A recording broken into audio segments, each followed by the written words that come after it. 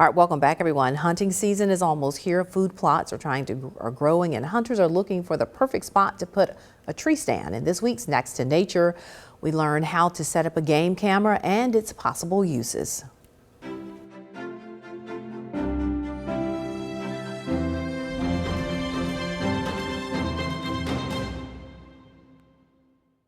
All right, everybody, welcome back to Next to Nature with Dr. John Long. And this week we are talking about game cameras. That's right. And this is really the time you're probably out scouting locations, getting ready for deer season. That's right. And, I guess the advance of technology's made it a little easier. Way easier. And it seems like it's just like everything else.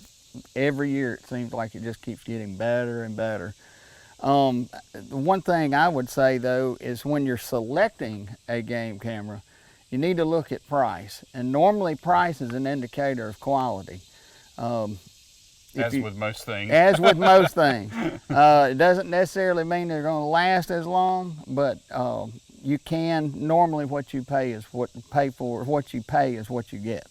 And some of those things to think about is your trigger speed, how quick it takes the picture, the interval between those pictures where you don't miss anything, and then the quality of picture you get. So the higher the MP or megapixel, that's the higher quality you're going to get.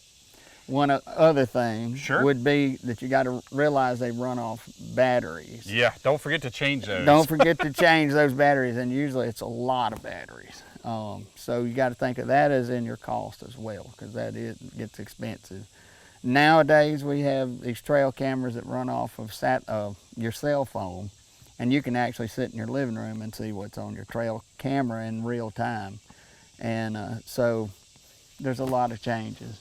There is a lot of changes, these here on the table, they have SD cards, Right. And you just plug those right up into your computer. And then, as you said, there's an app that some of them have, you download, and you can get it in real time. That's right. Exactly what you're seeing, the animals that are coming across. Exactly. One thing to talk about is location. Right. Probably pretty darn important to Yeah. pick a good spot. How do you put one directly on a deer trail, or would you want to set it right off to the side, or how exactly do you go about picking a location? So a lot of times if I'm going to set one up, I'll put it on a deer scrape, some type of active activity that's going on at the same time. So if you're on say a food plot, you can put one out and you can tell where the deer are coming in and out of the field and then adjust accordingly. So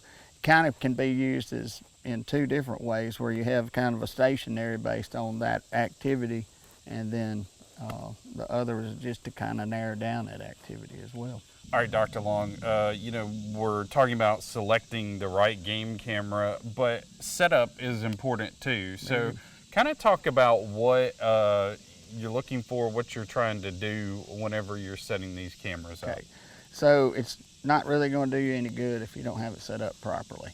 Now for any type of, like if you're going to try to be taking pictures of deer or whatever, you want to take the camera and you want to take it and place it about 3 feet off the ground.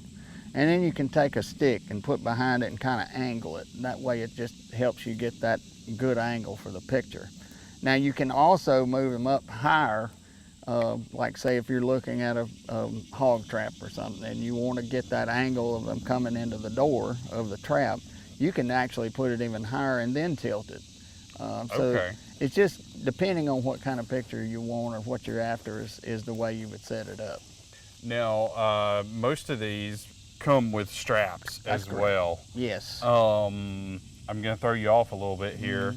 Is there something better than these straps? Because they can certainly wear over time. They can.